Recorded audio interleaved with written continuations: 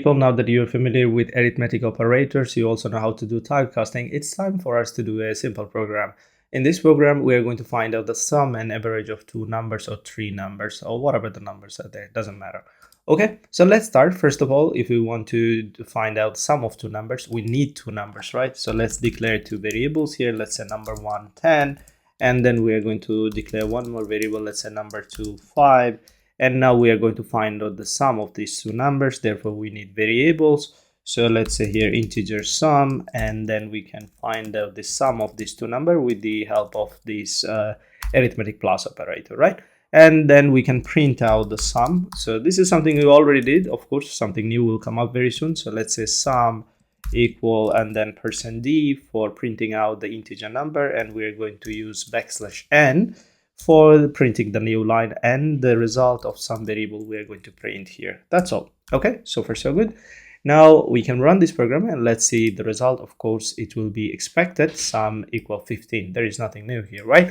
So let's do one thing. Now we are going to find out the average of these two numbers. Okay, and sometimes the average number will be floating point number, so it's safer to use floating variable for the average here. So we could say here, for instance, here we could declare the variable first, let's say sum, and also we could declare the variable average, and then we can use them later on. So in this case, we do not need to use or declare it again, right? And let's say this time we want to find out the average. So let's say avg, the name of the variable, and then if we divide sum with the number of variables that we are adding. So in this case, we have two numbers, so we are dividing by 2. So this will help us to find out the average number here, right? So here I'm going to say average, average, and then we can print out the variable of average here.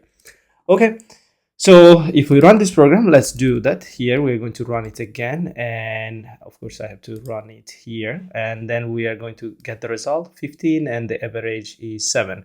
Of course the average is supposed to be 7.5, right? You know what's the reason. So as I said, it's better to use floating point variable here for the average because it can have floating point number, right? So let's do that here. I'm going to declare the average variable as floating. Okay, and now we can use it. Let's use it here. I'm going to say average and sum by divided by 2. But this time, as you recall, if we divide an integer number with integer value, the result will be always integer. So even if we run this program again, you will see we are not getting the expected result, and it says average is 0, which is not true, right? The average is supposed to be 7.5. And probably you're figuring out it's because we have the variable average as floating. So in this case, if we want to print out the variable average here, we need %f. That's the right format specifier. Now, if I run the program again, this time we have the floating point, but exactly not the exact value that we are looking for. So, and that's why we need typecasting, right? You know that. So what we're going to do here, if we divide an integer value with an integer number, the result will be always in integer. So that's why it doesn't carry the floating point number as we expected. And that's why we need typecasting, something we explained earlier. So here we're going to say, we are going to make this integer variable into floating point variable. And this time, what basically will happen when you divide a floating point number with integer, the result will be always floating point. So we will have the 7.5 variable value here. And let's run it again. Let's see what will be the output this time, whether we are getting the expected one or not. Yes, we are getting the expected one. And if we want to print out only 2 decimal point after the decimal point value, 2 decimal places, so in this case we can use 0.2f here. Let's run it again. Let's see what is the result is going to be as expected, 7.5. Right, so far so good. Nothing is wrong here. We are getting the expected result. Now if I want to extend this program, I can do that. But before even going to that, let's say if you need to find out sum and average of 3 numbers, so all we have to do, you have to declare one more variable. Let's call it number 3, and then we can have another value here, let's say 8, and this time we are going to say plus number 3. So we can extend this. There is nothing difficult here. In this case, if we want to find out the average, we need 3 here. So let's run this program again, and hopefully we're going to get the expected result. We have sum 23 and then average 7 point something, whatever. So we can, of course, make it different ways. We can create this program or develop this program different ways. Let's say we can first declare all the variables as we have learned earlier, number 1, number 2, and number 3, and then we can assign their value. So in this case, we do not need to declare the definition here anymore, so I can get rid of this.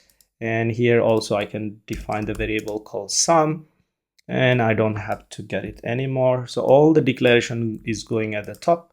So the variable declaration is at the top, and then we are going to assign the value for each one of them. So here, number 1, let's say 10. All right, and this is something I want to keep it for now. So at the top we have the variable declaration, then we are assigning the value to the variables, and then we're doing some mathematical operation, and in the end we have printf for output here. Okay, so far so good. Now, doesn't matter how many times we're going to run this program, we will have always similar kind of result. And why is that? Because we are giving them static values.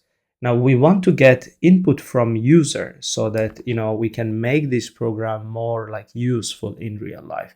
Imagine you buy a calculator and it has already predefined result and predefined value. So that's not going to be that much helpful for us. So we want to create something that will be usable for the users, so they can give value for number 1, number 2, number 3, whatever the value they want, and then it will show the expected result, right? So in this case, we're not going to give the value, we're going to take it from user. And how can we do that? We can use scanf to get user input. And if you want to get, let's say, integer value, then you need this %d format specifier. Then the value you want to assign inside the variable number 1. So we are using the ampersand sign here that will help us to store the value in the address of number 1 variable. And similarly, I can get the value for number 2, I can get the value for number 3. Now let's run this program and let's see what happened. So here I'm going to keep it simple. Let's keep it like only for 2 numbers so that you can understand it really well. Here I'm going to get rid of this one, and here I'm going to put like only 2. And in this case, of course, I need to use comma here. Yeah, so at this moment, we are dealing with only 2 numbers. So I want to keep it simple so that you can focus on what I'm trying to explain you. So we have a few, integer type of variable. We have floating point variable. We are taking 2 numbers from user, and then we are assigning them to the variable number 1 and number 2. Then we are finding the sum. We are doing the calculation as usual, and we are printing. So there is nothing changing here. Only the new thing is coming up here. We are getting user input. So let's run this program and let's see what happened if I run this program now. So at the beginning, there is nothing I can see, only the cursor. So I do not have any instruction, but I know what I have to do because I created this program. So let's say I'm going to give a value 10, and then I'm going to give another value 20. So when I gave the value 10, it will go to the number 1 variable. And when I gave the value 20, it will go automatically to the variable number 2. So number 1 has 10, number 2 will have 20. Okay. Now, if I press enter, you can see the value of sum is 30 because it was calculated here. And also we find out the average, and the result is coming from this printf, sum 30, and the average is 15. So what I want you to notice, even though the program went really well, but when we run it for the first time, we didn't see any instruction for the user. They do not know what to do by looking at this black screen. So that's why we need some sort of printf before scanf so that user know what to do. So here I'm going to say enter number 1, and the user will give the value for number 1 in this case. And let me just copy this one and paste it here. Let's say this time we're going to say user enter number 2. So when the user will give the value to number 2, it will be assigned to this number 2 variable. Now let me stop this one and run it again. Let's see what happens if we run this time. So before every scanf, it is wise to put at least one printf. So you are explaining to the user what to do. Now this time you can see we have enter number 1 and the cursor is here. So I can give a value 10 and it's asking me to give the value enter number 2 here. So let's say I'm giving the number 2 value and it is showing me the result. All right. So hopefully things are making sense. You know how to take user input. You know how to do some calculation as well. Now, there's one more thing I want to explain you. You could take both numbers in the same scanf, or you could take multiple numbers in the same scanf. Is possible. Let's say here you're going to say give two integer numbers. Give two integer numbers. So you are asking the user to give two integer numbers. In this case, we do not need this one anymore. And here, whatever the number user will give first, I will take that inside the number one variable. And then I'm also going to use %d one more time because I want to take two integer number. First one will be assigned to number one variable. Then I can put a comma here. The second one will be assigned to number two variable. And that's how you can take multiple user inputs with the help of single scanf. So here, if I run this program, let's do that. I'm going to run it again. It is asking me to give two integer numbers. So I'm going to give 10 and 20. Then I'm going to press enter. I have the similar result. So hopefully you got what I'm explaining here. Of course, you can take different type of values here. You can use %d, %f. That's also possible, so you can take different data type variables value here. Okay, so that should be all for now. In the next lesson, you will build a simple calculator and you will have a simple task for that for sure.